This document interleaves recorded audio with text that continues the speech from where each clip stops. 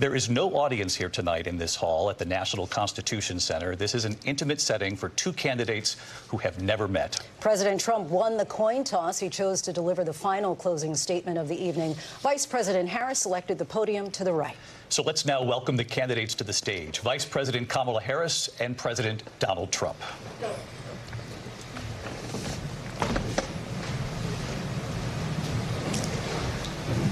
Kamala Harris.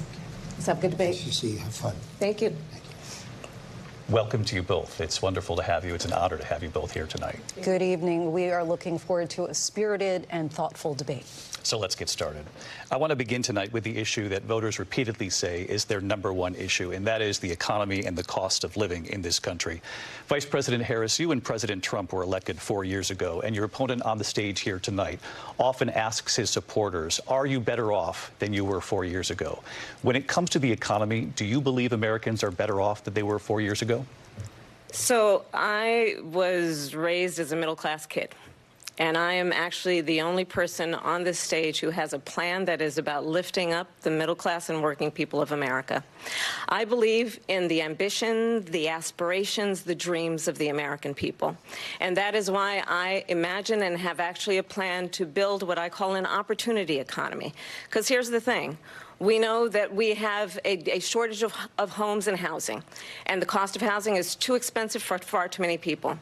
We know that young families need support to raise their children, and I intend on extending a tax cut for those families of $6,000, which is the largest child tax credit that we have given in a long time, so that those young families can afford to buy a crib, buy a car seat, buy clothes for their children. My passion, one of them, is small businesses. My mother raised my sister and me, but there was a woman who helped raise us. We call her our second mother. She was a small business owner. I love our small businesses. My plan is to give a $50,000 tax deduction to start up small businesses, knowing they are part of the backbone of America's economy. My opponent, on the other hand, his plan is to do what he has done before, which is to provide a tax cut for billionaires and big corporations, which will result in $5 trillion to America's deficit. My opponent has a plan that I call the Trump's sales tax, which would be a 20% tax on everyday goods that you rely on to get through the month. Economists have said that Trump sales tax would actually result for middle-class families in about $4,000 more a year, because of his policies and his ideas about what should be the backs of middle-class people paying for tax cuts for billionaires. President Trump, I'll give you 2 minutes. First of all, I have no sales tax. That's an incorrect statement. She knows that. We're doing tariffs on other countries. Other countries are going to finally, after 75 years, pay us back for all that we've done for the world. And the tariff will be substantial in some cases. I took in billions and billions of dollars, as you know, from China. In fact, they never took the tariff off because there was so much money they can't. It would totally destroy everything that they've set out to do. They're taking in billions of dollars from China and other places. They've left the tariffs on. When I had tariffs, and yet I had no inflation. Look, we've had a terrible economy because inflation which is really known as a country buster. It breaks up countries. We have inflation like very few people have ever seen before, probably the worst in our nation's history. We were at 21%, but that's being generous because many things are 50, 60, 70, and 80% higher than they were just a few years ago. This has been a disaster for people, for the middle class, but for every class. On top of that, we have millions of people pouring into our country from prisons and jails, from mental institutions and insane asylums, and they're coming in and they're taking jobs that are occupied right now by African Americans and Hispanics, and also unions. Unions are going to be affected very soon. And you see what's happening. You see what's happening with towns throughout the United States. You look at Springfield, Ohio. You look at Aurora in Colorado. They are taking over the towns. They're taking over buildings. They're going in violently. These are the people that Xi and Biden led into our country, and they're destroying our country. They're dangerous. They're at the highest level of criminality, and we have to get them out. We have to get them out fast. I created one of the greatest economies in the history of our country. I'll do it again and even better. We are going to get to immigration and border security during this debate, but I would like to let Vice President Harris respond on the economy here. Well, I would love to. Let's talk about what Donald Trump left us. Donald Trump left us the worst unemployment since the Great Depression. Donald Trump left us the worst public health epidemic in a century. Donald Trump left us the worst attack on our democracy since the Civil War. And what we have done is clean up Donald Trump's mess. What we have done and what I intend to do is build on what we know are the aspirations and the hopes of the American people. But I'm going to tell you all in this debate tonight, you're going to hear from the same old tired playbook, a bunch of lies, grievances, and name-calling. What you're going to hear tonight is a detailed and dangerous plan called Project 2025 that the former president intends on implementing if he were elected again. I believe very strongly that the American people want a president who understands the importance of bringing us together, knowing we have so much more in common than what separates us, and I pledge to you to be a president for all Americans. President Trump will give you a minute here to respond. Number one, I have nothing to do, as you know, and as she knows better than anyone, I have nothing to do with Project 2025. That's out there. I haven't read it. I don't want to read it purposely. I'm not going to read it. This was a group of people that got together. They came up with some ideas, I guess some good, some bad. But it makes no difference. I have nothing to do. Everybody knows I'm an open book. Everybody knows what I'm going to do. Cut taxes very substantially and create a great economy like I did before. We had the greatest economy. We got hit with a pandemic. And the pandemic was not since 1917, where 100 million people died, has there been anything like it. We did a phenomenal job with the pandemic. We handed them over a country where the economy and where the stock market was higher than it was before the pandemic came in. Nobody's ever seen anything like it. We made ventilators for the entire world. We got gowns. We got masks. We did things that nobody thought possible. And people give me credit for rebuilding the military. They give me credit for a lot of things, but not enough credit for the great job we did with the pandemic. But the only jobs they got were bounce-back jobs. These were jobs bounced back, and it bounced back, and it went to their benefit. But I was the one that created them. They know it, and so does everybody else. Vice President Harris, I'll let you respond. So Donald Trump has no plan for you. And when you look at his economic plan, it's all about tax breaks for the richest people. I am offering what I describe as an opportunity economy, and the best economists in our country, if not the world, have reviewed our relative plans for the future of America. What Goldman Sachs has said is that Donald Trump's plan would make the economy worse. Mine would strengthen the economy. What the Wharton School has said is Donald Trump's plan would actually explode the deficit. 16 Nobel laureates have described his economic plan as something that would increase inflation and by the middle of next year would invite a recession. You just have to look at where we are and where we stand on the issues. And I'd invite you to know that Donald Trump actually has no plan for you because he is more interested in defending himself than he is in looking out for you. That's just a soundbite. They gave her that to say. Look, I went to the Wharton School of Finance, and many of those professors, the top professors, think my plan is a brilliant plan. It's a great plan. It's a plan that's going to bring up our worth, our value as a country. It's going to make people want to be able to go and work and create jobs and create a lot of good, solid money for our country. Just to finish off, she doesn't have a plan. She copied Biden's plan, and it's like 4 sentences, like run, spot, run. 4 sentences that are just, oh, we'll try and lower taxes. She doesn't have a plan. Take a look at her plan. She doesn't have a plan. Mr. President, I do want to drill down on something you both brought up. The Vice President brought up your tariffs. You responded, and let's drill down on this, because your plan is what she calls is essentially a national sales tax. Your proposal calls for tariffs, as you pointed out here, on foreign imports across the board. You recently said that you might double your plan, imposing tariffs up to 20% on goods coming into this country. As you know, many economists say that with tariffs at that level, costs are then passed on to the consumer. Vice President Harris has argued it'll mean higher prices on gas, food, clothing, medication, arguing it costs the typical family nearly $4,000 a year. Do you believe Americans can afford higher prices because of tariffs? They're not going to have higher prices. What's going to have and who's going to have higher prices is China and all of the countries that have been ripping us off for years. I was the only president ever. China was paying us hundreds of billions of dollars, and so were other countries.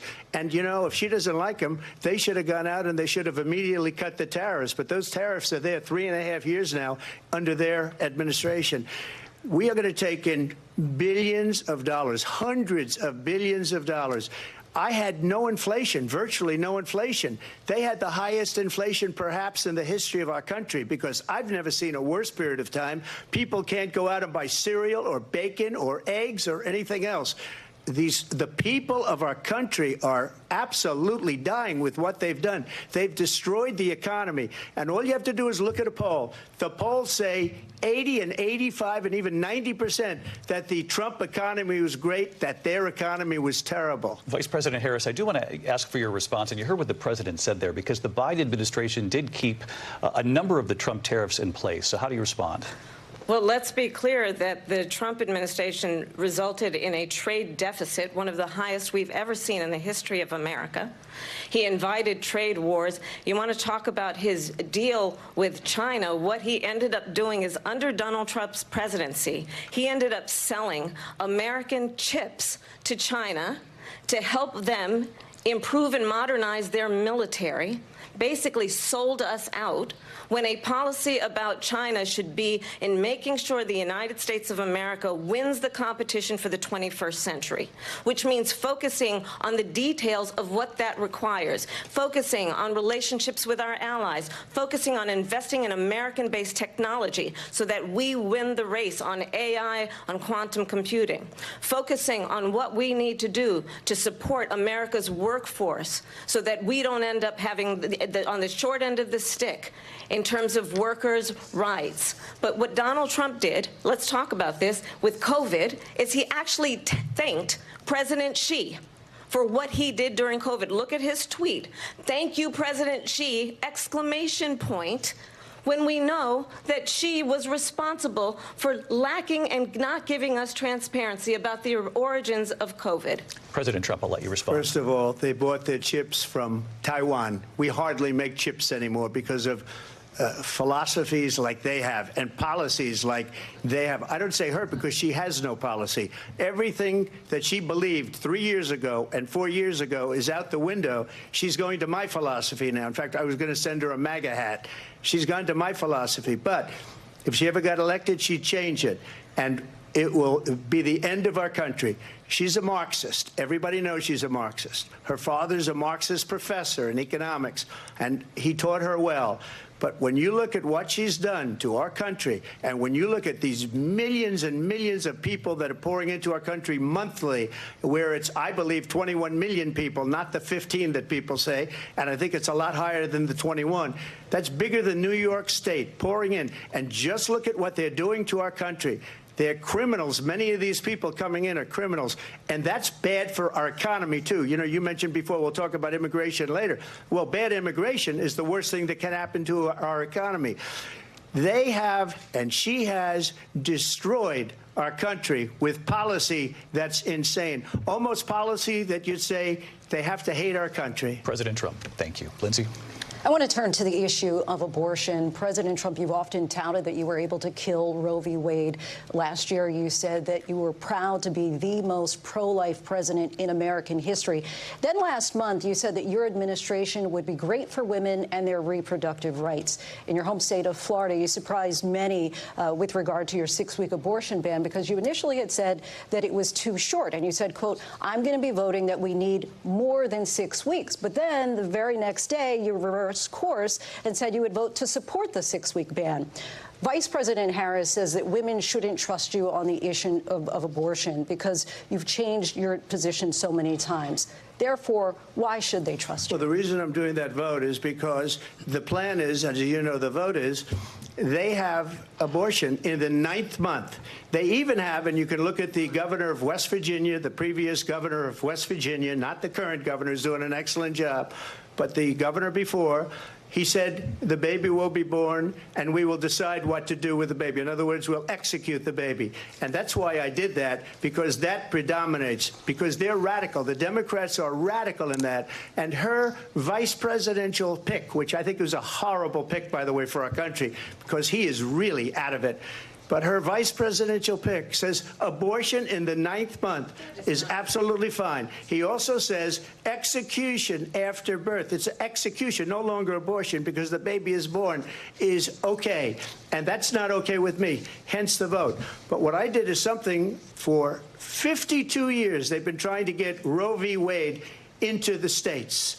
And through the genius and heart and strength of 6 Supreme Court justices, we were able to do that. Now, I believe in the exceptions for rape, incest, and life of the mother. I believe strongly in it. Ronald Reagan did also. 85% of Republicans do. Exceptions. Very important. But we were able to get it, and now states are voting on it. And for the first time, you're going to see, look, this is an issue that's torn our country apart for 52 years. Every legal scholar, every Democrat, every Republican, liberal, conservative, they all wanted this issue to be brought back to the states where the people could vote. And that's what happened. Now, Ohio, the vote was somewhat liberal. Kansas, the vote was somewhat liberal, much more liberal than people would have thought. But each individual state is voting. It's the vote of the people now. It's not tied up in the federal government. I did a great service in doing it. It took courage to do it. And the Supreme Court had great courage in doing it. And I give tremendous credit to those 6 justices. There is no state in this country where it is legal to kill a baby after it's born. Madam Vice President, I want to get your response to President Trump. Well, as I said, you're going to hear a bunch of lies, and that's not actually a surprising fact. Let's understand how we got here. Donald Trump hand-selected 3 members of the United States Supreme Court with the intention that they would undo the protections of Roe v. Wade. And they did exactly as he intended. And now in over 20 states, there are Trump abortion bans, which make it criminal for a doctor or nurse to provide health care. In one state, it provides prison for life. Trump abortion bans that make no exception even for rape and incest, which understand what that means. A survivor of a crime of violation to their body does not have the right to make a decision about what happens to their body next. That is immoral.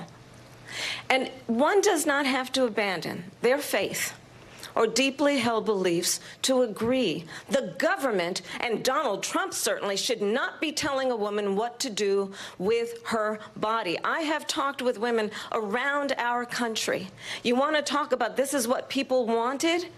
Pregnant women who want to carry a pregnancy to term, suffering from a miscarriage, being denied care in an emergency room because the healthcare providers are afraid they might go to jail, and she's bleeding out in a car in the parking lot. She didn't want that. Her husband didn't want that. A 12 or 13-year-old survivor of incest being forced to carry a pregnancy to term. They don't want that. And I pledge to you, when Congress passes a bill to put back in place the protections of Roe v. Wade, as President of the United States, I will proudly sign it into law. But understand, if Donald Trump were to be reelected, he will sign a national abortion ban. Understand, in his Project 2025, there would be a national abortion, a monitor that would be monitoring your pregnancies, your miscarriages. I think the American people believe that certain freedoms, in particular the freedom to make decisions about one's own body, should not be made by the government. Thank you, Vice President Harris. Well, there she goes again. It's a lie. I'm not signing a ban, and there's no reason to sign a ban, because we've gotten what everybody wanted. Democrats, Republicans, and everybody else, and every legal scholar wanted it to be brought back into the states. And the states are voting. And it may take a little time, but for 52 years, this issue has torn our country apart. And they've wanted it back in the states. And I did something that nobody thought was possible. The states are now voting. What she says is an absolute lie. And as far as the abortion ban, no, I'm not in favor of abortion ban, but it doesn't matter because this issue has now been taken over by the states. Would you veto a national abortion ban if it came to your desk? Well, I won't have to because, again, two things. Number one, she said she'll go back to Congress. She'll never get the vote. It's impossible for her to get the vote, especially now with the 50-50, and essentially 50-50 in both Senate and the House. She's not going to get the vote. She can't get the vote. She won't even come close to it. So it's just talk. You know what it reminds me of? When they said they're going to get student loans terminated, and it ended up being a total catastrophe. The student loans, and then I think probably her boss, if you call him a boss, he spends all his time on the beach. But look, her boss went out and said, we'll do it again. We'll do it a different way. And he went out, got rejected again by the Supreme Court. So all these students got taunted with this whole thing about this whole idea.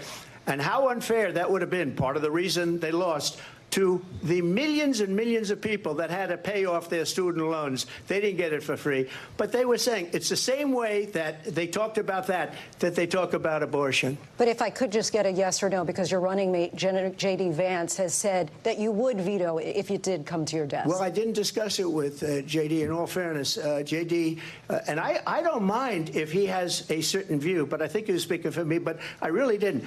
Look, we don't have to discuss it because she'd never be able to get it, just like she couldn't get student loans. They couldn't get student loans. They didn't even come close to getting student loans. They taunted young people and a lot of other people that had loans. They can never get this approved. So it doesn't matter what she says about going to Congress. Well, wonderful. Let's go to Congress. Do it. But the fact is that for years they wanted to get it out of Congress and out of the federal government. And we did something that everybody said couldn't be done. And now you have a vote of the people on abortion. Vice President Harris, I want to give you your time to respond. But I do want to ask, would you support any restrictions on a woman's right to an abortion? I absolutely support reinstating the protections of Roe v. Wade. And as you rightly mentioned, nowhere in America is a woman carrying a pregnancy to term and asking for an abortion. That is not happening. It's insulting to the women of America. And understand what has been happening under Donald Trump's abortion bans. Couples who pray and dream of having a family are being denied IVF treatments. What is happening in our country?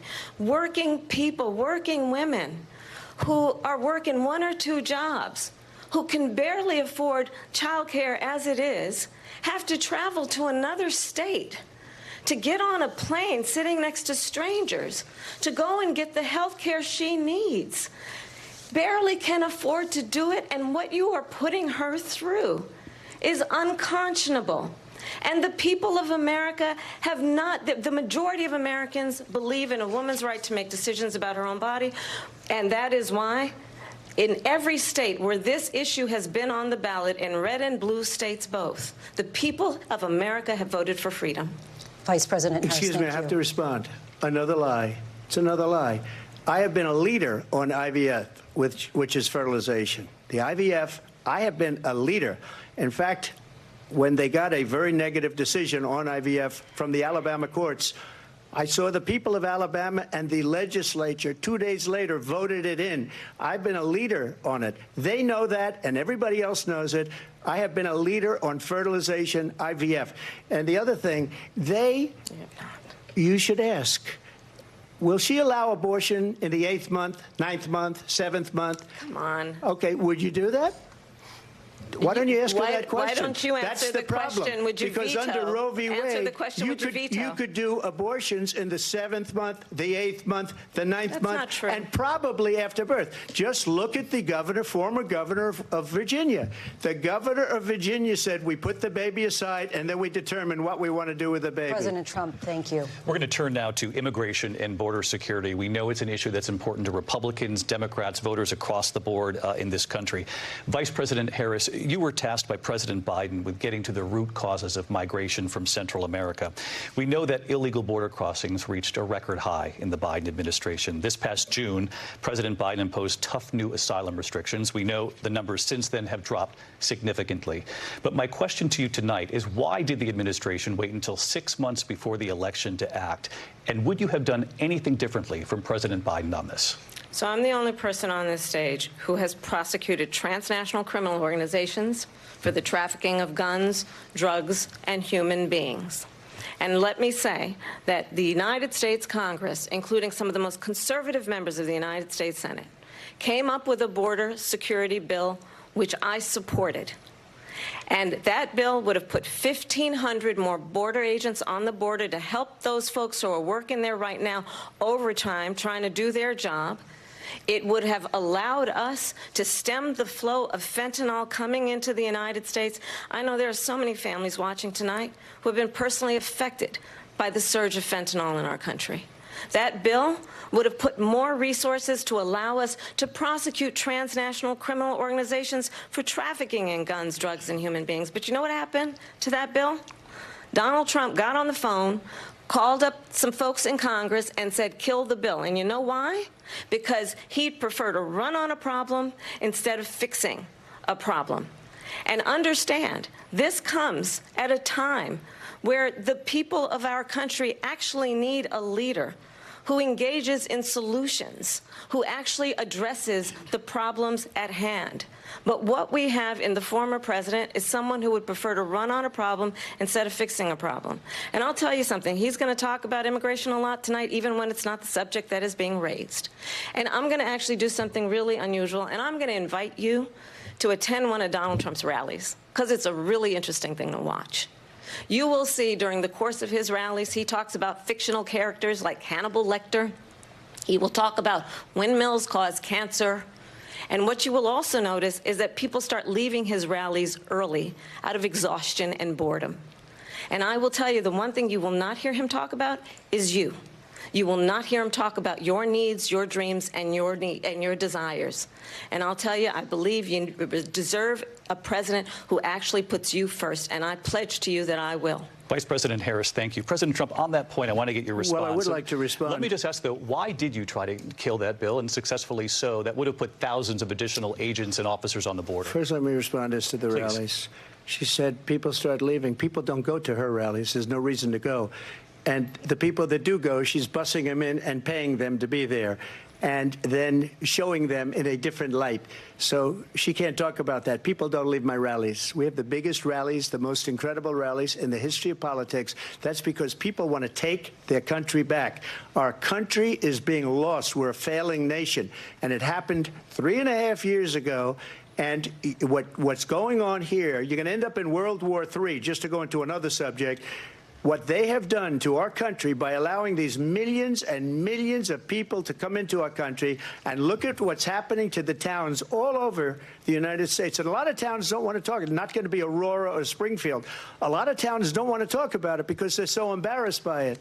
In Springfield, they're eating the dogs, the people that came in. They're eating the cats. They're eating the pets of the people that live there.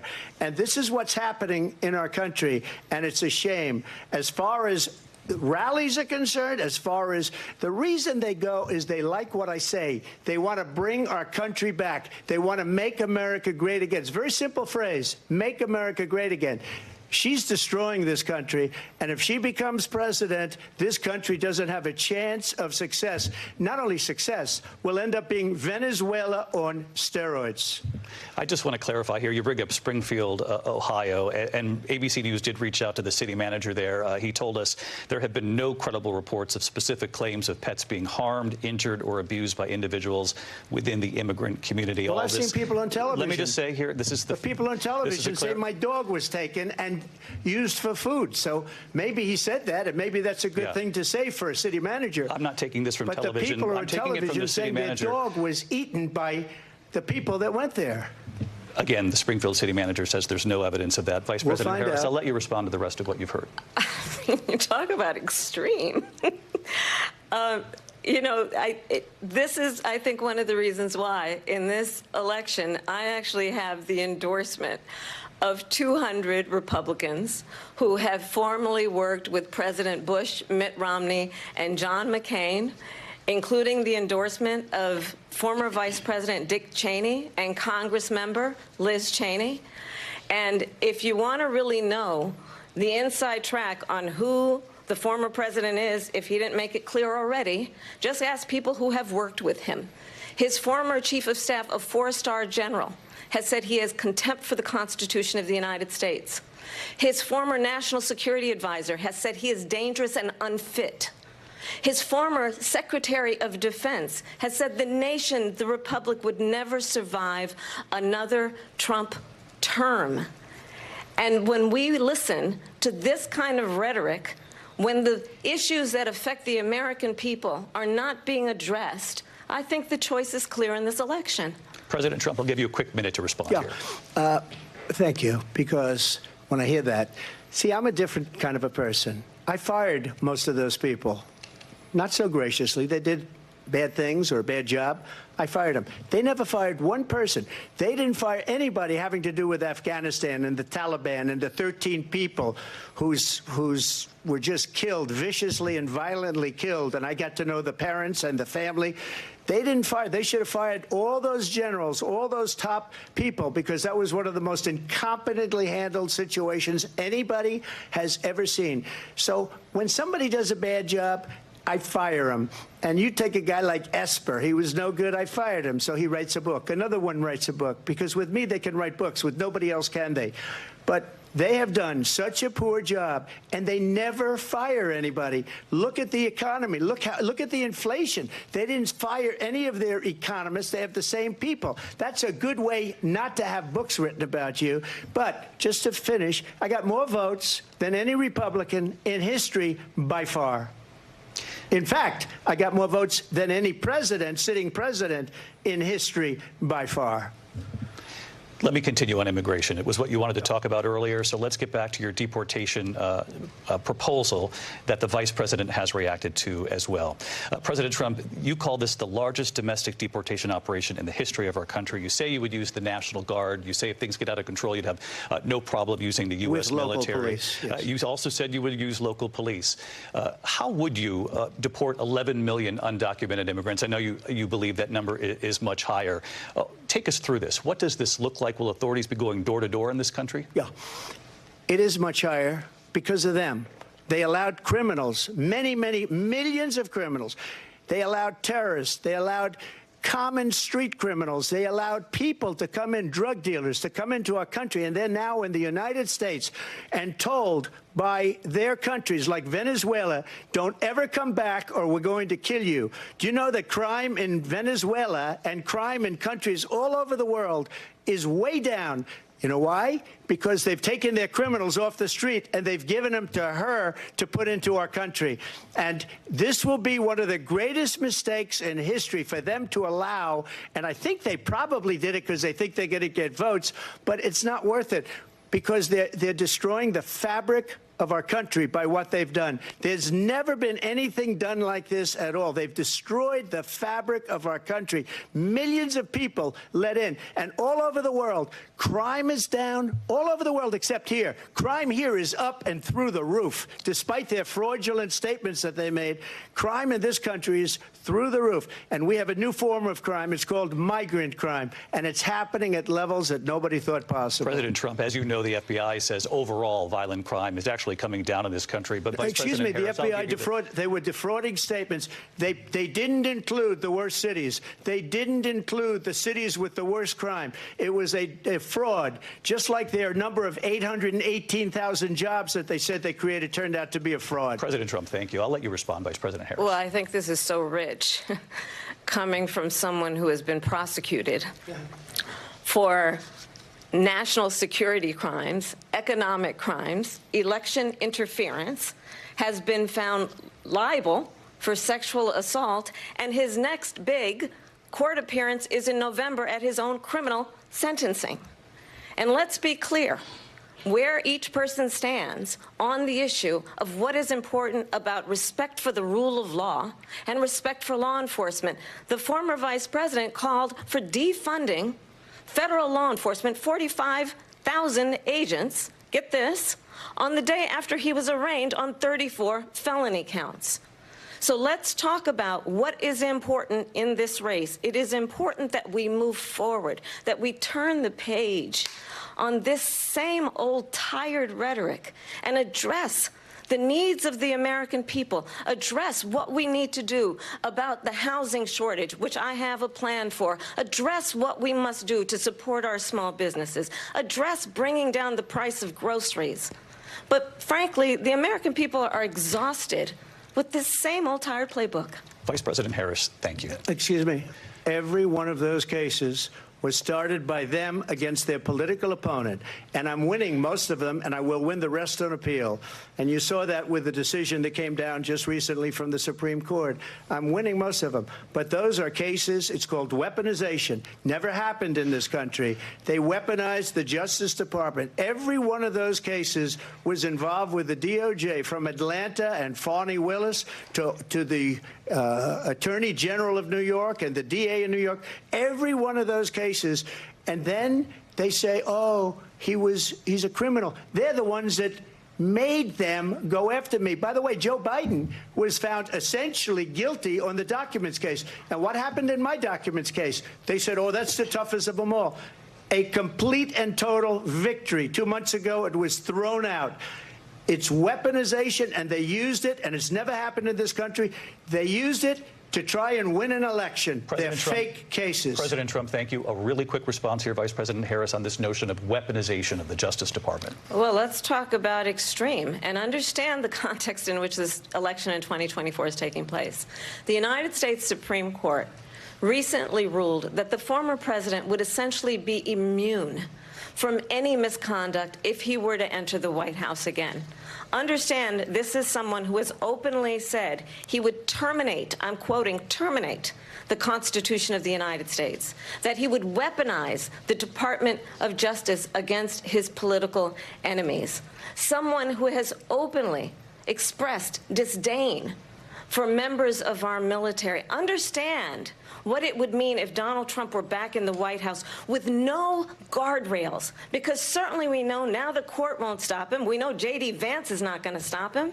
It's up to the American people Vice President to stop Harris, him. Thank you. Lindsay? Vice President Harris, in your last run for president. This is the one that weaponized, not me. She weaponized. I probably took a bullet to the head because of the things that they say about me. They talk about democracy. I'm a threat to democracy. They're the threat to democracy with a fake Russia investigation that went nowhere. We have a lot to get to. Lindsay? Vice President Harris, in your last run for president, you said you wanted to ban fracking. Now you don't. You wanted mandatory government buyback programs for assault weapons. Now your campaign says you don't. You supported decriminalizing border crossings. Now you're taking a harder line. I know you say that your values have not changed. So then why have so many of your policy positions changed?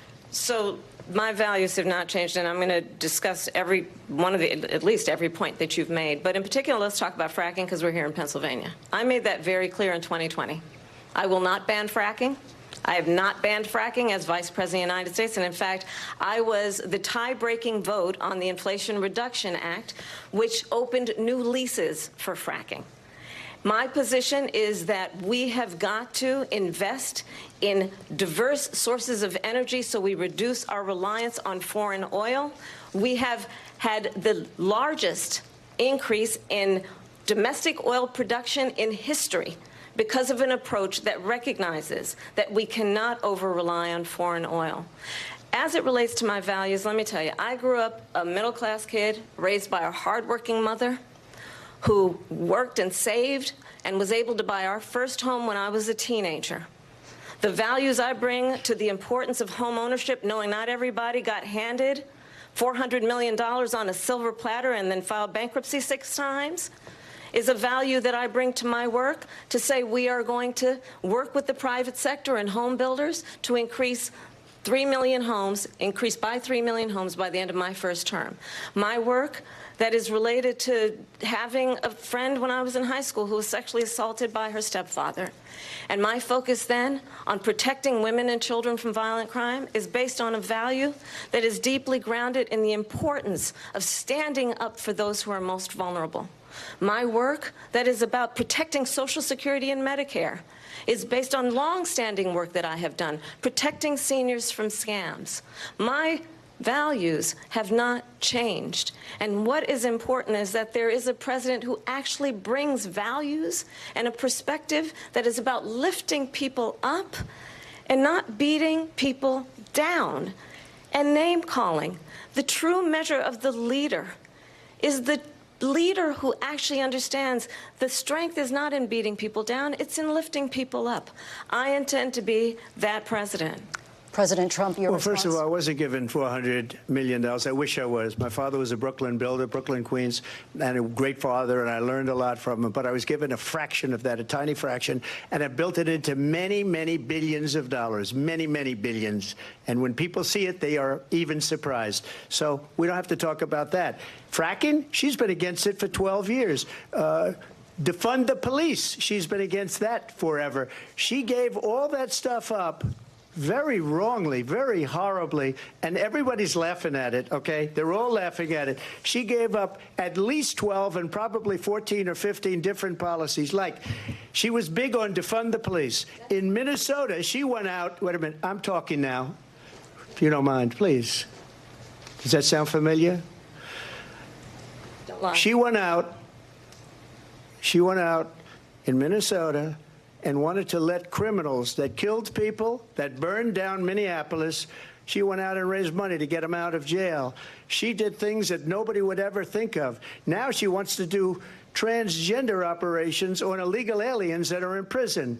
This is a radical left liberal that would do this. She wants to confiscate your guns, and she will never allow fracking in Pennsylvania. If she won the election, fracking in Pennsylvania will end on day one. Just to finish one thing, so important in my opinion. So I got the oil business going like nobody has ever done before. When they took over, they got rid of it, started getting rid of it, and the prices were going up the roof. They immediately let these guys go to where they were. I would have been 5 times, 4 times, 5 times higher, because you're talking about 3.5 years ago. They got it up to where I was because they had no choice, because the prices of energy were quadrupling and doubling. You saw what happened to gasoline. So they said, let's go back to Trump. But if she won the election, the day after that election, they'll go back to destroying our country, and oil will be dead, fossil fuel will be dead, we'll go back to windmills, and we'll go back to solar, where they need a whole desert to get some energy to come out of it. You ever see a solar plant? By the way, I'm a big fan of solar, but they take 400, 500 acres of desert President soil. Trump, we have a These lot are of not good issues things that we for the have to get environment, to. as she We're out of time. understands. Thank you. Lindsay, thank you. We have an election in just 56 days. And I want to talk about the peaceful transfer of power, which, of course, we all know is a cornerstone of our democracy, and the role of a president in a moment of crisis. Mr. President, on January 6th, you told your supporters to march to the Capitol. You said you would be right there with them. The country and the world saw what played out at the Capitol that day, the officers coming under attack. Aides in the West Wing say you watched it unfold on television off the Oval Office. You did send out tweets, but it was more than 2 hours before you sent out that video message telling your supporters to go home. Is there anything you regret about what you did on that day? You just said a thing that isn't covered. Peacefully and patriotically, I said during my speech, not later on. Peacefully and patriotically. And nobody on the other side was killed. Ashley Babbitt was shot by an out-of-control police officer that should have never, ever shot her. It's a disgrace. But we didn't do this group of people that have been treated so badly. I ask, what about all the people that are pouring into our country and killing people that she allowed to pour in? She was the border czar, remember that. She was the border czar. She doesn't want to be called the border czar because she's embarrassed by the border. In fact, she said at the beginning, well, I'm surprised you're not talking about the border yet. That's because she knows what a bad job they've done. What about those people? When are they going to be prosecuted? When are these people from countries all over the world, not just South America? They're coming in from all over the world, David, all over the world. And crime rates are down all over the world because of it. But let me just ask you, David, when are those people going to be prosecuted? When are the people that burned down Minneapolis going to be prosecuted? Or in Seattle? They went into Seattle. They took over a big percentage of the city of Seattle. When are those people going to be prosecuted? But let me just ask you. You might ask her that question. You were the president. You were watching it unfold on television. It's a very simple question as we move forward toward another election. Is there anything you regret about what you did on that day? Yes, sir. I had nothing to do with that other than they asked me to make a speech. I showed up for a speech. I said, I think it's going to be big. I went to Nancy Pelosi and the mayor of Washington, D.C., and the mayor put it back in writing, as you know. I said, you know, this is going to be a very big rally or whatever you want to call it. And again, it wasn't done by me. It was done by others. I said, I'd like to give you 10,000 National Guard or soldiers. They rejected me. Nancy Pelosi rejected me. It was just 2 weeks ago. Her daughter has a tape of her saying she is fully responsible for what happened. They want to get rid of that tape. It would have never happened if Nancy Pelosi and the mayor of Washington did their jobs. I wasn't responsible for security. Nancy Pelosi was responsible. She didn't do her job. The question was about you as president, not about former Speaker Pelosi. But I do want Vice President Harris to respond here. I was at the Capitol on January 6th. I was the vice president-elect. I was also an acting senator. I was there. And on that day, the President of the United States incited a violent mob to attack our nation's capital, to desecrate our nation's capital. On that day, 140 law enforcement officers were injured, and some died. And understand, the former president has been indicted and impeached for exactly that reason. But this is not an isolated situation. Let's remember Charlottesville, where there was a mob of people carrying tiki torches, spewing anti-Semitic hate. And what did the president then at the time say? There were fine people on each side. Let's remember that when it came to the Proud Boys, a militia, the president said, the former president said, stand back and stand by. So for everyone watching who remembers what January 6th was, I say, we don't have to go back. Let's not go back. We're not going back. It's time to turn the page. And if that was a bridge too far for you, well, there is a place in our campaign for you to stand for country, to stand for our democracy, to stand for rule of law, and to end the chaos, and to end the approach that is about attacking the foundations of our democracy because you don't like the outcome. And be clear on that point. Donald Trump, the candidate, has said in this election there will be a bloodbath if this and the outcome of this election is not to his liking. Let's turn the page on this. Let's not go back. Let's chart a course for the future and not go backwards to the past. Let me just follow up here. It was a different term, and it was a term that related to energy because they have destroyed our energy business. That was where bloodbath was. Also, on Charlottesville, that story has been, as you would say, debunked. Laura Ingraham, Sean Hannity, Jesse, all of these people, they covered it. If they go an extra sentence, they will see it was perfect. It was debunked in almost every newspaper, but they still bring it up, just like they bring 2025 up. They bring all of this stuff up. I ask you this. You talk about the Capitol. Why are we allowing these millions of people to come through on the southern border? How come she's not doing anything? And I'll tell you what I would do, and I would be very proud to do it. I would say we would both leave this debate right now. I'd like to see her go down to Washington, D.C. during this debate because we're wasting a lot of time. Go down to, because she's been so bad, it's so ridiculous. Go down to Washington, D.C. and let her sign a bill to close up the border because they have the right to do it. They don't need bills. They have the right to do it. The President of the United States, you'll get him out of bed. You'll wake him up at 4 o'clock in the afternoon. You'll say, come on down to the office. Let's sign a bill. If he signs a bill that the border is closed, all he has to do is say it to the Border Patrol, who are phenomenal. If they do that, the border is closed. Those people are killing many people, unlike J6. We talked immigration here tonight. I do want to focus on this next issue to both of you because it really brings us this into focus, truth in these times that we're living in. Mr. President, for 3.5 years after you lost the 2020 election, you repeatedly falsely claimed that you won, many times saying you won in a landslide. In the past couple of weeks leading up to this debate, you have said, quote, you lost by a whisker, that you, quote, didn't quite make it, that you came up a little bit short. I said that? Are you now acknowledging that you lost in 2020? No, I don't acknowledge that at all. But I you said did that say sarcastically. That. You know that. It was said, oh, we lost by a whisker. That was said sarcastically. Look, there's so much proof. All you have to do is look at it. And they should have sent it back to the legislatures for approval. I got almost 75 million votes, the most votes any sitting president has ever gotten. I was told if I got 63, which was what I got in 2016, you can't be beaten. The election, people should never be thinking about an election as fraudulent. We need two things. We need walls. And we have to have it. We have to have borders. And we have to have good elections. Our elections are bad. And a lot of these illegal immigrants coming in, they're trying to get them to vote. They can't even speak English. They don't even know what country they're in practically. And these people are trying to get them to vote. And that's why they're allowing them to come into our country. I did watch all of these pieces of video. I didn't detect the sarcasm. Lost by a whisker. We didn't quite make it. And we should just point out here as clarification, and you know this, you and your allies, 60 cases in front of many judges, many of them Republican. No judge looked at it. And said they said we didn't have standing. That's the other thing. They said we didn't have standing, a technicality. Can you imagine a system where a person in an election doesn't have standing? The president of the United States doesn't have standing. That's how we lost. If you look at the facts, and I'd love to have you'll do a special on it.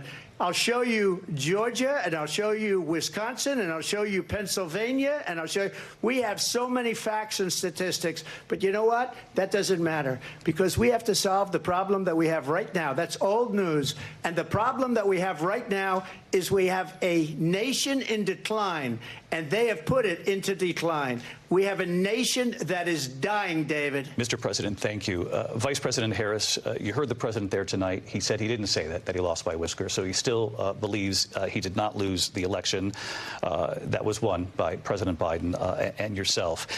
But I do want to ask you about something that's come up in the last couple of days. This was a post from President Trump about this upcoming election just weeks away. He said, when I win, those people who cheated, and then he lists donors, voters, election officials, he says will be prosecuted to the fullest extent of the law, which will include long-term prison sentences.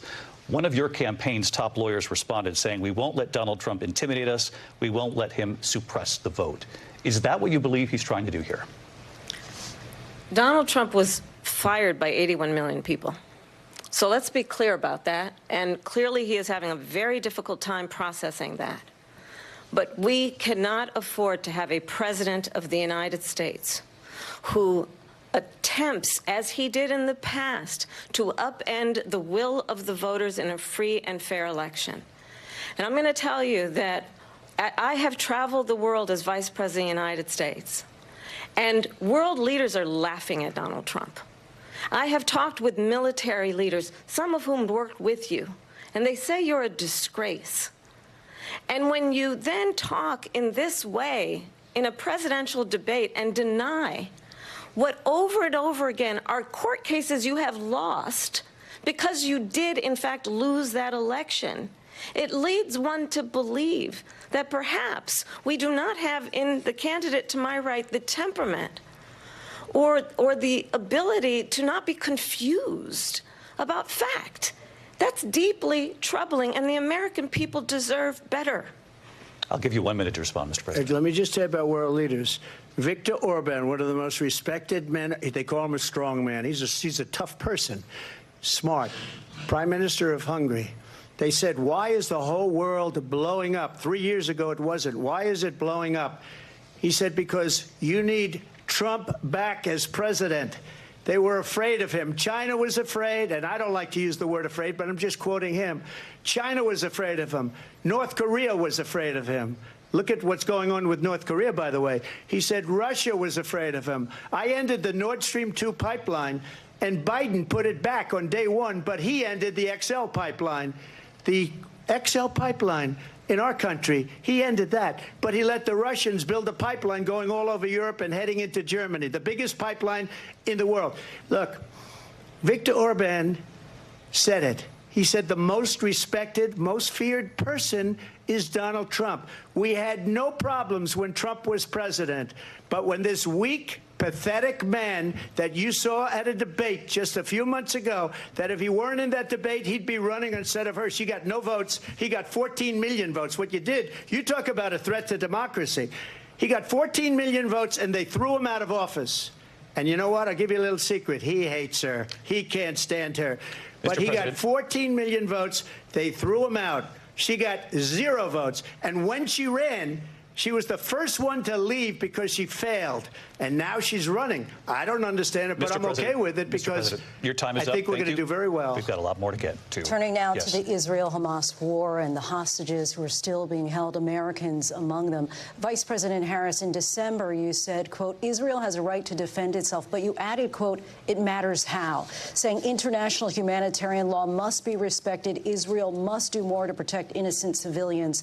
You said that 9 months ago. Now an estimated 40,000 Palestinians are dead. Nearly 100 hostages remain.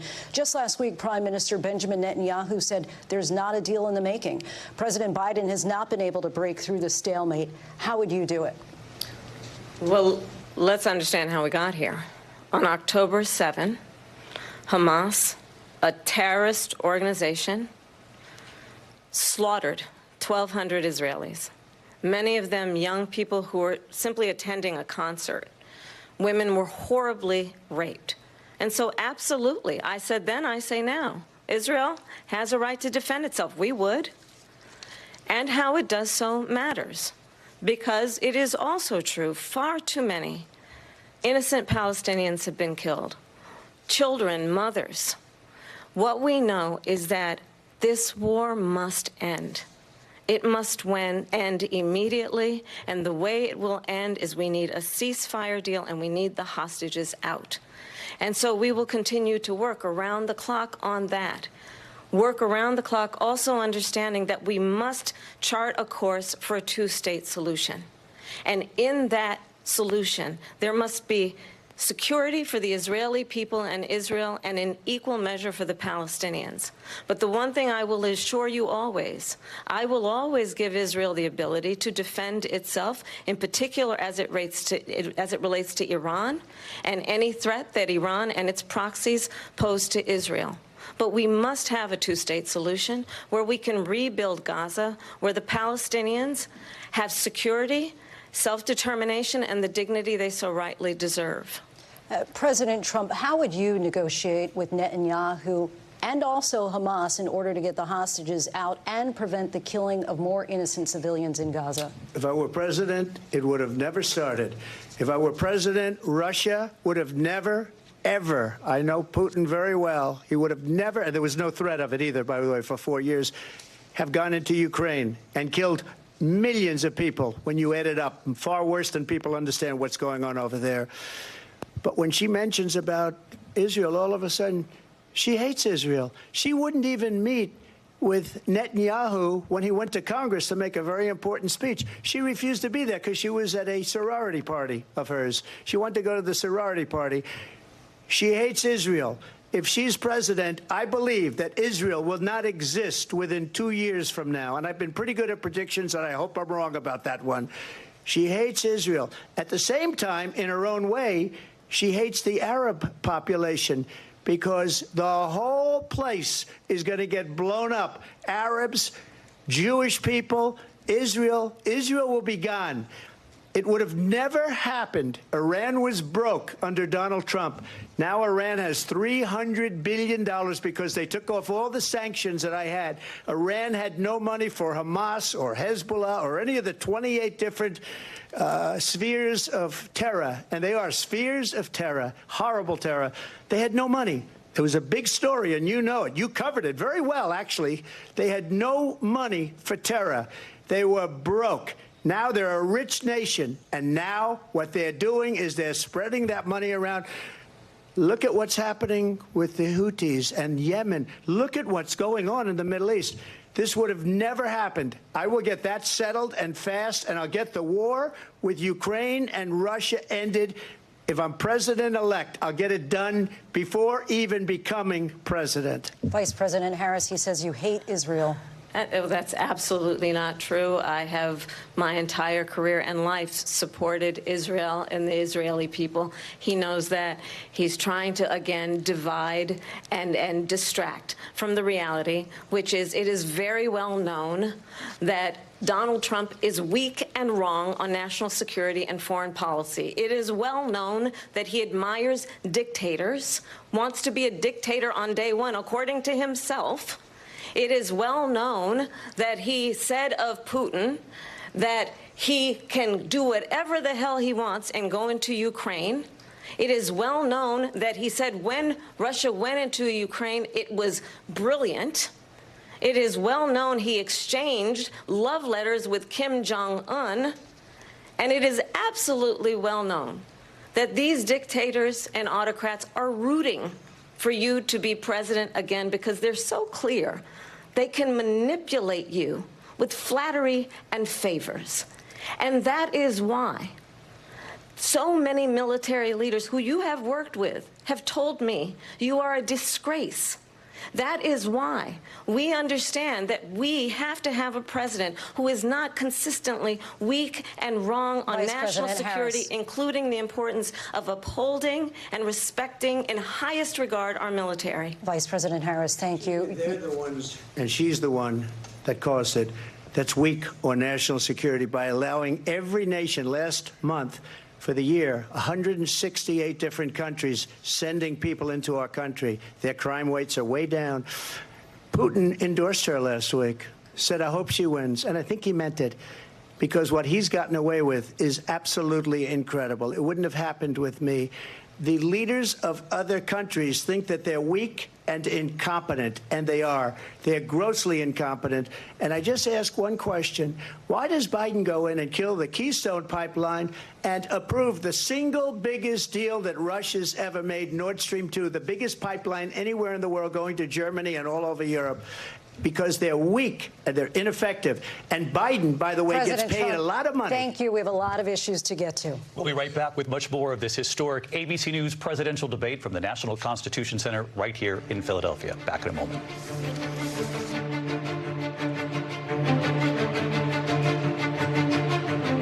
The ABC News presidential debate will continue after this.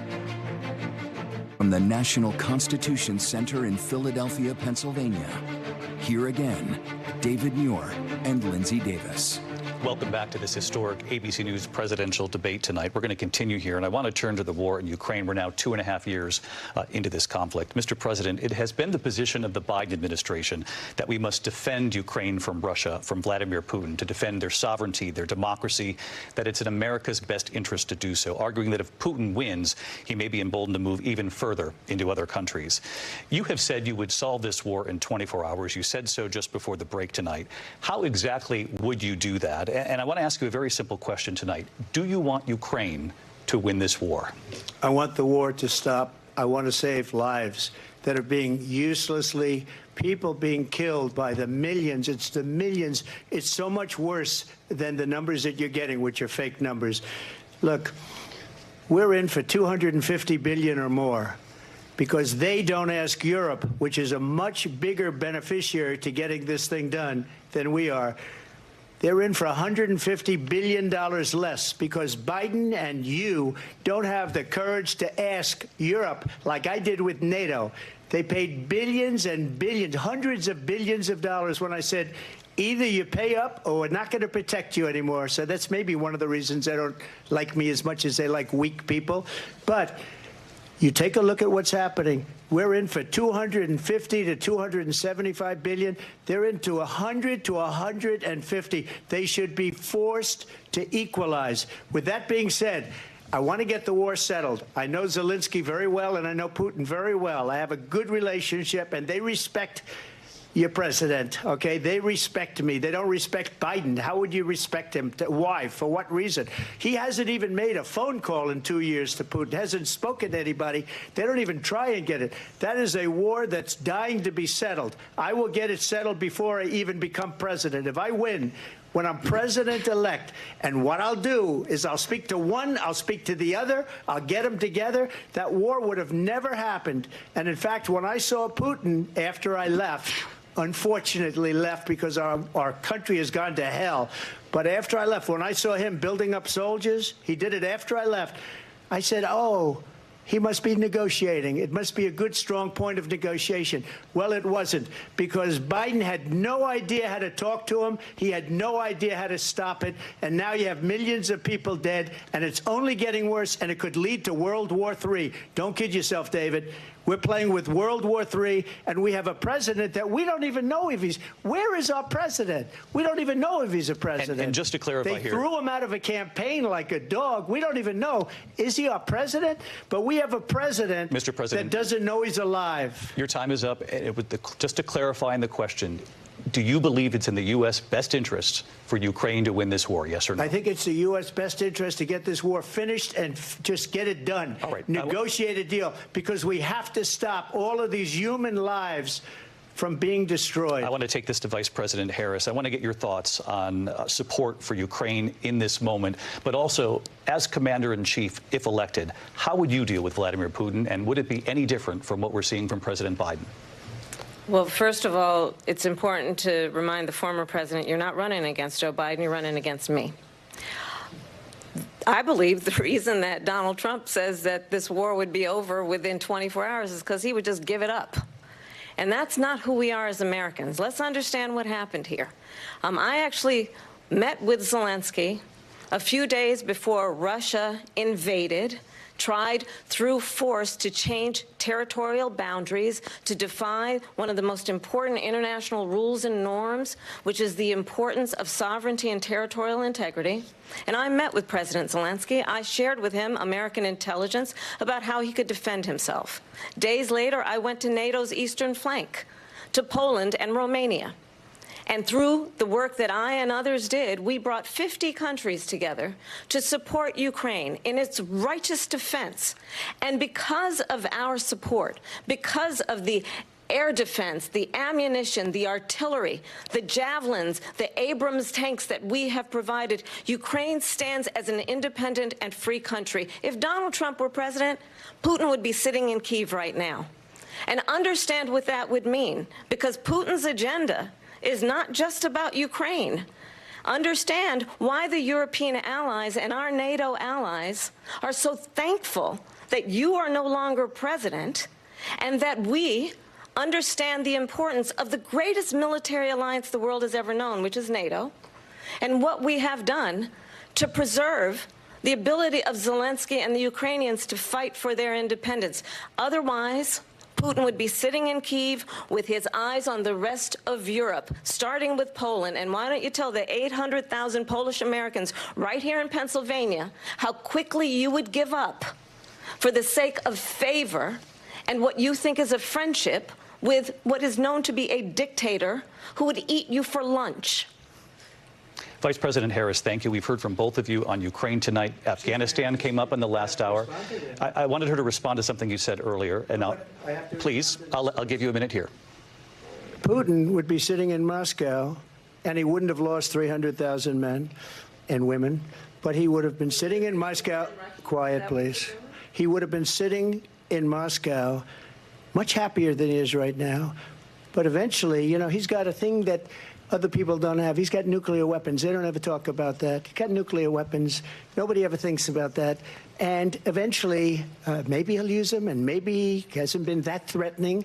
But he does have that, something we don't even like to talk about. Nobody likes to talk about it. But just so you understand, they sent her to negotiate peace before this war started. 3 days later, he went in and he started the war because everything they said was weak and stupid. They said the wrong things. That war should have never started. She was the emissary. They sent her in to negotiate with Zelensky and Putin, and she did. And the war started 3 days later. And that's the kind of talent we have with her. She's worse than Biden. In my opinion, I think he's the worst president in the history of our country. She goes down as the worst vice president in the history of our country. But let me tell you something. She is a horrible negotiator. They sent her in to negotiate. As soon as they left, Putin did the invasion. President Trump, thank you. You did bring up something. You said she went to negotiate with Vladimir Putin. Vice President Harris, have you ever met Vladimir Putin? Can you clarify tonight? Yet again, I said it at the beginning of this debate, you're going to hear a bunch of lies coming from this fellow. and that is another one. When I went to meet with President Zelensky, I've now met with him over 5 times. The reality is it has been about standing as America always should, as a leader upholding international rules and norms, as a leader who shows strength, understanding that the alliances we have around the world are dependent on our ability to look out for our friends and not favor our enemies because you adore strongmen instead of caring about democracy. And that is very much what is at stake here. The President of the United States is commander-in-chief. And the American people have a right to rely on a president who understands the significance of America's role and responsibility in terms of ensuring that there is stability and ensuring we stand up for our principles and not sell them for the benefit of personal flattery. We've talked about Ukraine and Vladimir Putin. I do want to talk about Afghanistan. It came up in the first hour of this debate. I want to move on to Afghanistan. Stoltenberg said Trump did the most amazing thing I've ever seen. He got these countries, the 28 countries at the time, to pay up. He said, I've never seen. He's the head of NATO. He said, I've never seen. For years, we were paying almost all of NATO. We were being ripped off by European nations, both on trade and on NATO. I got them to pay up by saying one of the statements you made before, if you don't pay, we're not going to protect you. Otherwise, we would have never gotten it. He said it was one of the most incredible jobs that he's ever seen done. Thank you. I want to turn to Afghanistan. It came up in the first hour of the debate, and we witnessed a poignant moment today on Capitol Hill, honoring the soldiers who died in the chaotic withdrawal from Afghanistan. I do want to ask the Vice President, do you believe you bear any responsibility in the way that withdrawal played out? Well, I will tell you, I agreed with President Biden's decision to pull out of Afghanistan. 4 presidents said they would, and Joe Biden did. And as a result, America's taxpayers are not paying the $300 million a day we were paying for that endless war. And as of today, there is not one member of the United States military who is in active duty in a combat zone in any war zone around the world, the first time this century. But let's understand how we got to where we are. Donald Trump, when he was president, negotiated one of the weakest deals you can imagine. He calls himself a deal maker. Even his national security advisor said it was a weak, terrible deal. And here's how it went down. He bypassed the Afghan government. He negotiated directly with a terrorist organization called the Taliban. The negotiation involved the Taliban getting 5,000 Taliban terrorists released. And get this, and the president at the time invited the Taliban to Camp David, a place of storied significance for us as Americans, a place where we honor the importance of American diplomacy, where we invite and receive respected world leaders. And this former president, as president, invited them to Camp David because he does not, again, appreciate the role and responsibility of the President of the United States to be commander-in-chief with a level of respect. And this gets back to the point of how he has consistently disparaged and demeaned members of our military, fallen soldiers, and the work that we must do to uphold the strength and the respect of the United States of America around the world. Vice President Harris, thank you. President Trump, your response to her saying that you began the negotiations with the Taliban. So if you take a look at that period of time, the Taliban was killing our soldiers, a lot of them, with snipers. And I got involved with the Taliban because the Taliban was doing the killing. That's the fighting force within Afghanistan. They don't bother doing that because, you know, they deal with the wrong people all the time.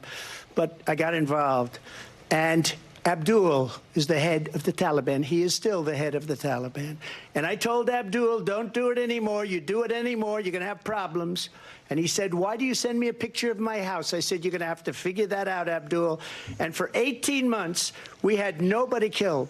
We did have an agreement negotiated by Mike Pompeo. It was a very good agreement. The reason it was good, it was we were getting out. We would have been out faster than them, but we wouldn't have lost the soldiers. We wouldn't have left many Americans behind, and we wouldn't have left $85 billion worth of brand new, beautiful military equipment behind. And just to finish, they blew it. The agreement said you have to do this, and they didn't do it. They didn't do it. The agreement was terminated by us because they didn't do what they were supposed to do. I want to move on. And these people did the worst withdrawal and, in my opinion, the most embarrassing moment in the history of our country. And by the way, that's why Russia attacked Ukraine, because they saw how incompetent she and her boss are. President Trump, thank you. I want to move on now to race and politics in this country. Mr. President, you recently said of Vice President Harris, quote, "I didn't know she was black until a number of years ago when she happened to turn black, and now she wants to be known as black." I want to ask a bigger picture question here tonight. Why do you believe it's appropriate to weigh in on the racial identity of your opponent? I don't, and I don't care. I don't care what she is. I don't care. You make a big deal out of something. I couldn't care less. Whatever she wants to be is okay with me. But those were your words, so I'm asking. I don't know. I mean, all I can say is I read where she was not black, that she put out, and I'll say that. And then I read that she was black, and that's okay. Either one was okay with me. That's up to her. That's up to her. Vice President Harris, your thoughts on this? I think it's, I mean, honestly, I think it's a tragedy that we have someone who wants to be president who has consistently, over the course of his career, attempted to use race to divide the American people. You know, I do believe that the vast majority of us know that we have so much more in common than what separates us, and we don't want this kind of approach that is just constantly trying to divide us, and especially by race. And let's remember how Donald Trump started. He was land, he owned buildings, and he was investigated because he refused to rent property to black families. Let's remember, this is the same individual who took out a full-page ad in the New York Times calling for the execution of 5 young black and Latino boys who were innocent, the Central Park 5. Took out a full-page ad calling for their execution. This is the same individual who spread birther lies about the first black president of the United States. And I think the American people want better than that, want better than this, want someone who understands, as I do, I travel our country. We see in each other a friend. We see in each other a neighbor.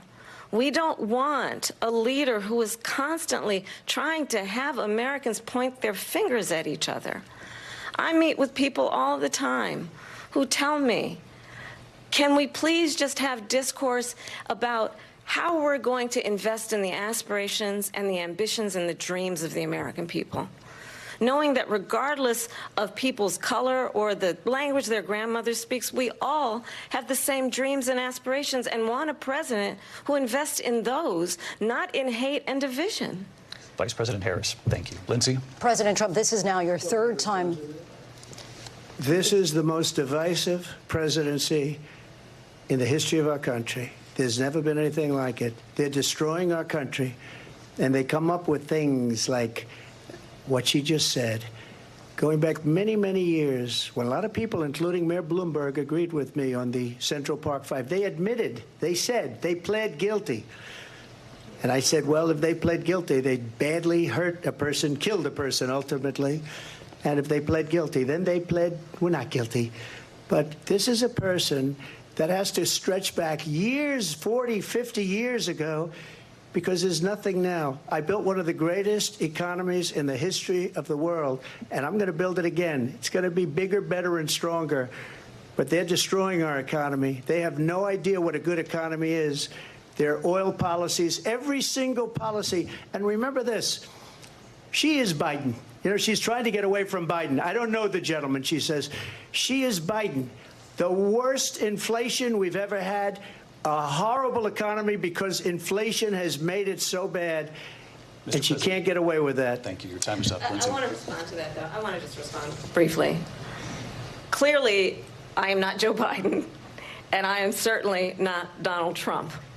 And what I do offer is a new generation of leadership for our country, one who believes in what is possible, one who brings a sense of optimism about what we can do instead of always disparaging the American people.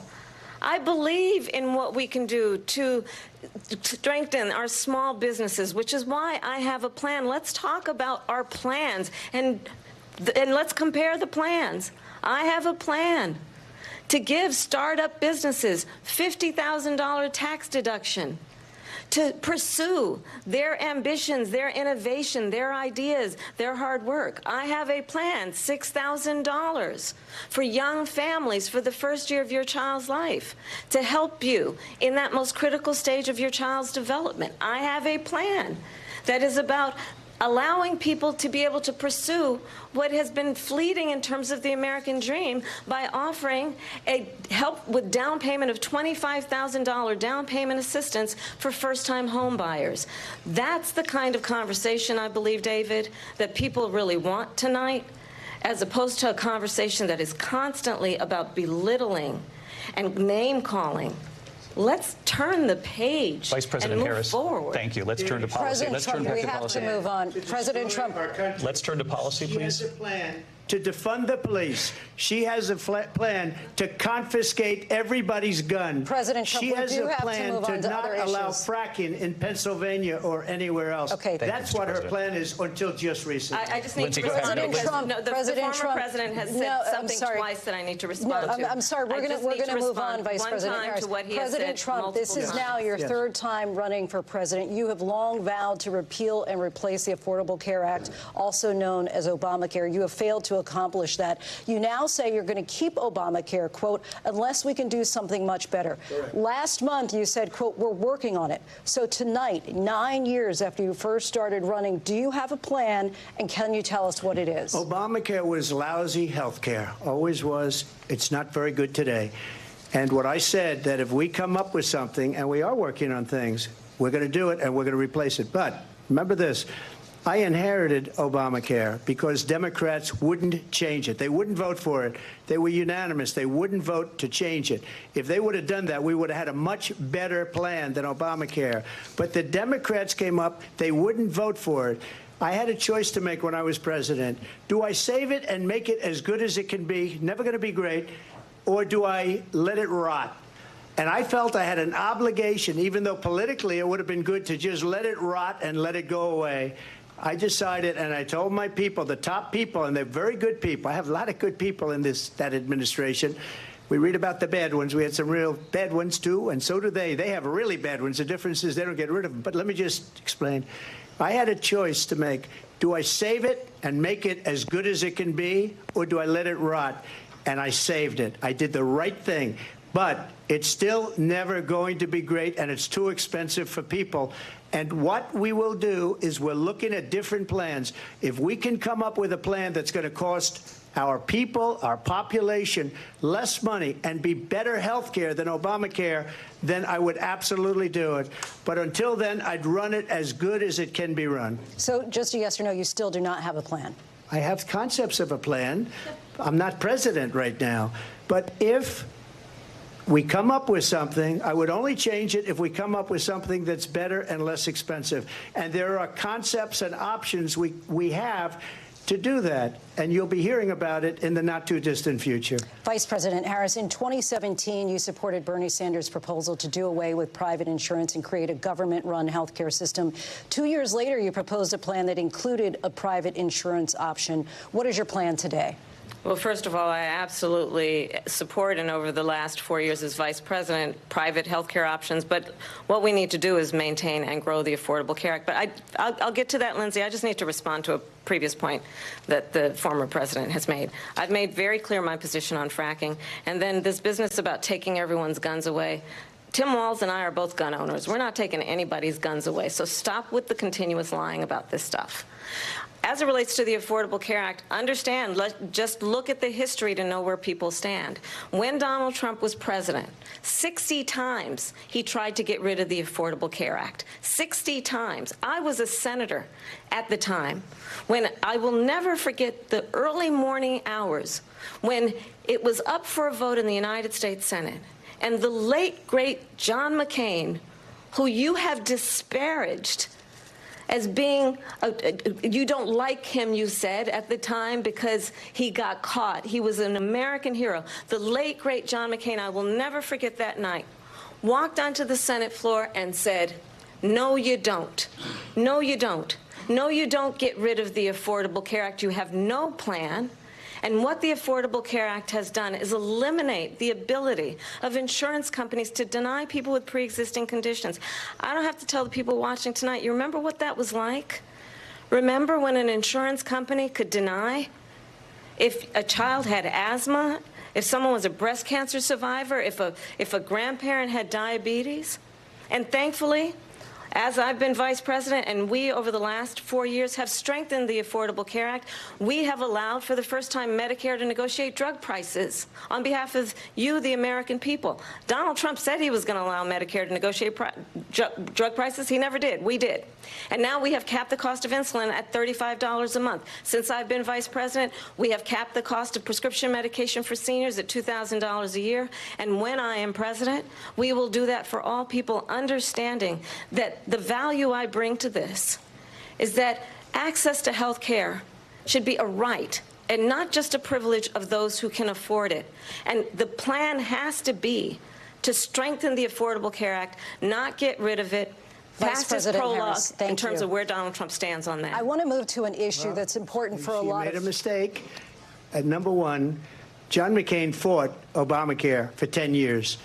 But it wasn't only him. It were all of the Democrats that kept it going. And you know what? We can do much better than Obamacare, much less money.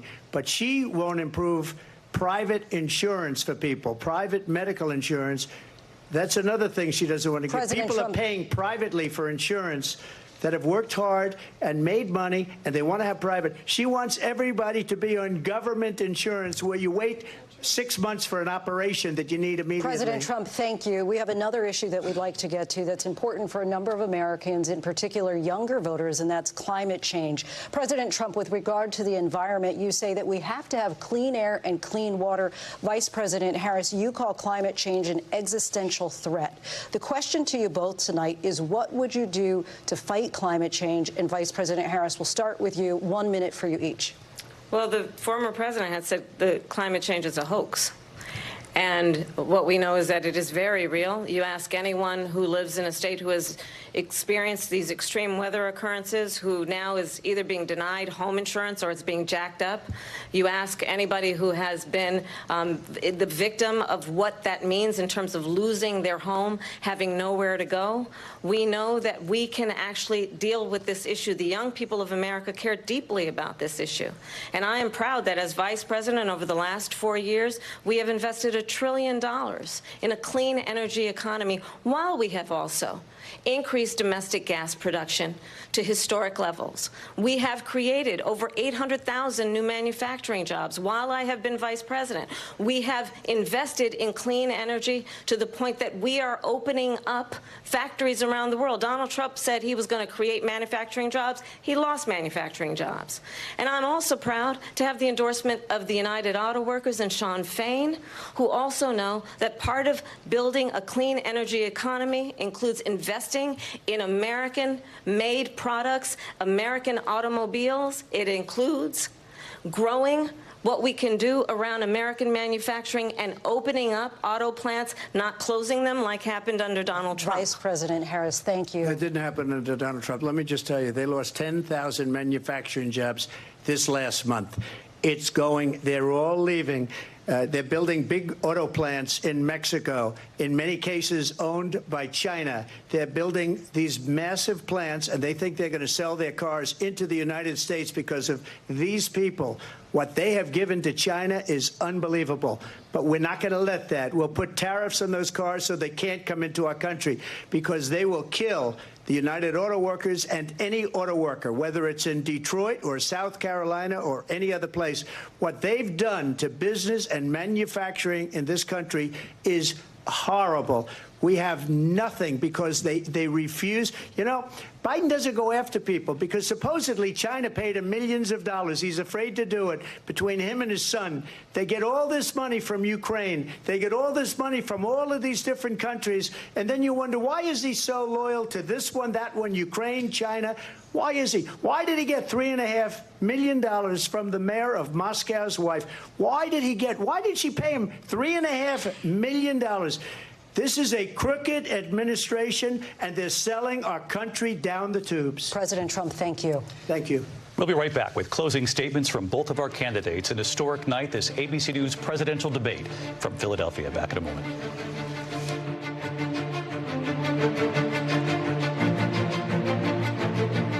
The ABC News presidential debate will continue after this. Live from the National Constitution Center in Philadelphia, Pennsylvania. Here again, David Muir and Lindsay Davis. Welcome back tonight. The time has come for closing statements, and Vice President Harris, we begin with you. So I think you've heard tonight two very different visions for our country. One that is focused on the future, and the other that is focused on the past, and an attempt to take us backward. But we're not going back. And I do believe that the American people know we all have so much more in common than what separates us. And we can chart a new way forward.